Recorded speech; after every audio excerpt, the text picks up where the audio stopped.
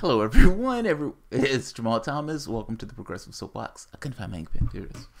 I just did a video on Corbyn. Shout out to Quinn Peterson. Quinn Peterson hit me up and he gave me a clip of Jeremy Corbyn being interviewed on the very specific issue that I was talking about prior, meaning him saying us bombing and everything else is not necessarily going to do it. We need to stop the killing. We need to stop the wars, etc., etc. So I'm going to let Corbyn talk about this himself, the war in Syria, as opposed to me just describing Jeremy Corbyn speaking about this.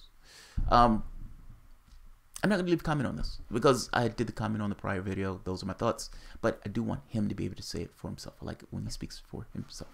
So it's Jeremy Corbyn talking about what's taking place in Syria. Thousands have died and lost their lives in Syria. Millions have been forced into refuge. Many are living in terrible poverty and desperation.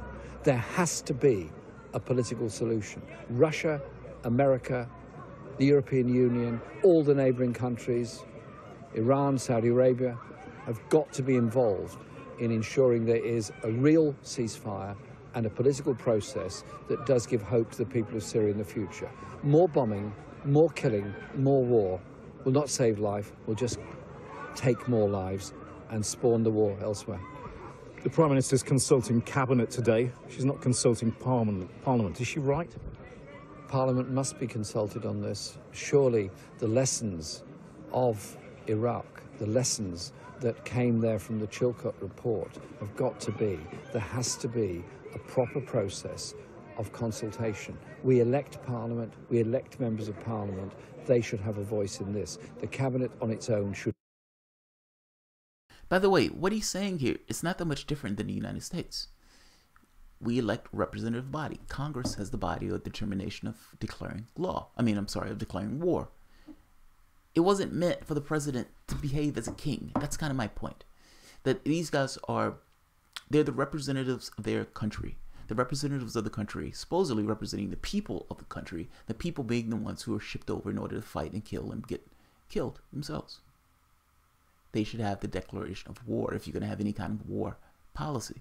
Now, what he's saying is Parliament, for all intents and purposes, the Congress of Britain, is different, but the Congress of Britain for American audience should be the body that makes this determination of whether or not we go to war. In the same way that David Cameron put it up for Parliament, I would make the case it should always be up to some degree of Parliament. The Prime Minister willy-nilly should not be able to do this, but nevertheless, I think he's right. It should be put up to Parliament to make that choice. So let's let him go. For the American audience who's like, what the hell is Parliament and how does it work? Just think of it as Congress in the UK. He wants it to be put up for them to have the determination and not just purely Theresa May and her cabinet making a determination on whether or not to strike or pony up with American friends in order to destroy and murder another group of human beings. Let's let him finish. It's not much. Should not be making this decision. Parliament was consulted over Iraq, though, wasn't it? Parliament was eventually consulted over Iraq. That was only after a great deal of pressure. But I do urge people to look again at what Chilcot said about the evidence that was presented and the arguments that were presented. I want to see the whole picture on this because I want to see peace in Syria. I want to see an end to the war in Syria.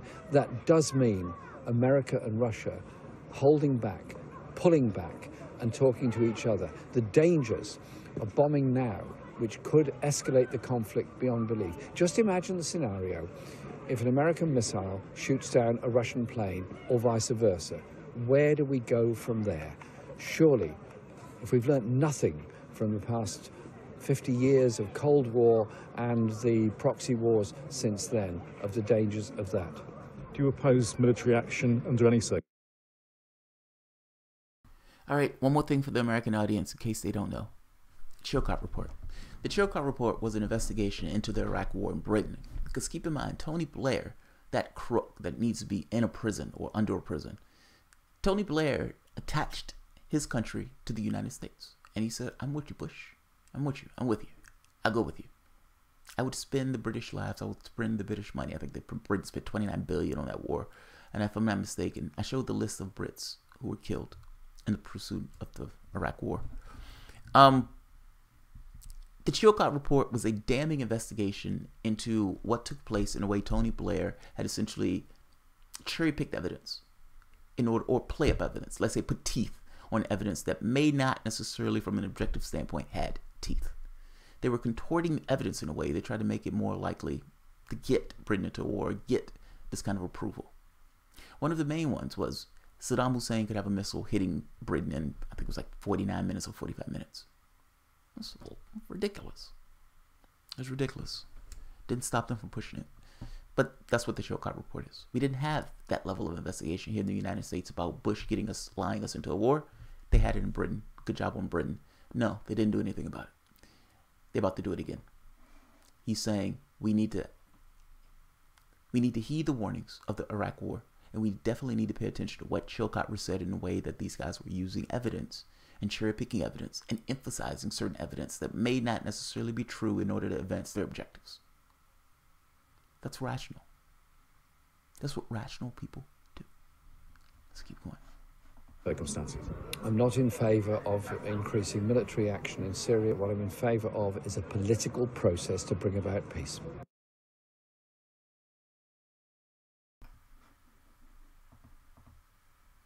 I don't see what's wrong with that answer. There is no military solution in Syria. What you will do is smash that country to bits. You will murder a lot of people in pursuit of doing that. And all of the claims of these are for humanitarian reasons and we're coming for these glory reasons, you can tell yourself all sorts of narratives and story about yourselves. You're talking about murder. Large-scale murder with indeterminate ends. We're going to blow the shit out the country. We're going to smash and kill. And we're going to tell everybody else that we're just hitting military targets. Nonsense. When they went into Iraq, they hit power centers. They hit waste disposal, sewage. They bombed Iraq back to the Stone Age. Those were human beings. Those were Iraqis. Now, you may say military targets, whatever you want to call those things. They bombed it back to the Stone Age. And the people who suffered from that were regular, normal Iraqis, who had nothing to do with the Iraqi government at all, any more than Joe Schmo living in Bodunk, Mississippi, has to do with the United States government. Don't allow them to lie you and give you reasons to murder other people. Don't allow them to cover that fact of murdering other people with other terms and colloquialisms. Don't allow it. Call it what it is. Name it. Call it what it is. If you're going to do it, call it what it is. Jeremy Corbyn, rational human being. Rational approach in Britain. Rational. I want to keep using that word rational because that's what it is. So I'm going to end it here. I'm not going to keep this one long. I just wanted people to be able to see him say it for himself in his own words what he wants to take place. I want a political solution. The fact is, before you do anything, you would imagine you would get evidence, meaning you're dealing with international factors, international bodies. Looks like you would look for an independent investigation into what took place. That's the most rational thing in the world. That's the most rational thing in the world. It's rational depending on your tenor, what you're trying to accomplish. If you want to side out that seat, you don't want the investigation. You just want him hit. It's a difference in those things. It's a difference. Corbyn doesn't want a military solution in that country. So he's more open to saying, I want an investigation. I want to get to the bottom of what took place. If we get to the bottom of what took place, and if we find out that is what you're saying, then we can have this conversation. But we're not there yet. And beyond that point, what do you hope to accomplish in Syria? And is bombing it really going to get what you accomplish? Meaning, is bombing that country in the best interest of Britain? Is it in the best interest of France? Is it in the best interest of the people in those countries? And I'm talking about the people, not the governments. There's a difference and distinction in those things. There's a difference in those things. All right, not going to keep it. Jeremy fucking Corbyn interview talking about the war thing. Agreed. I agree with him. I'll leave it at that. All right, guys. And by the way, I will leave the previous articles that I had that was posting to this particular video, meaning this conversation in addition to this video itself, this interview. Have a good one, guys.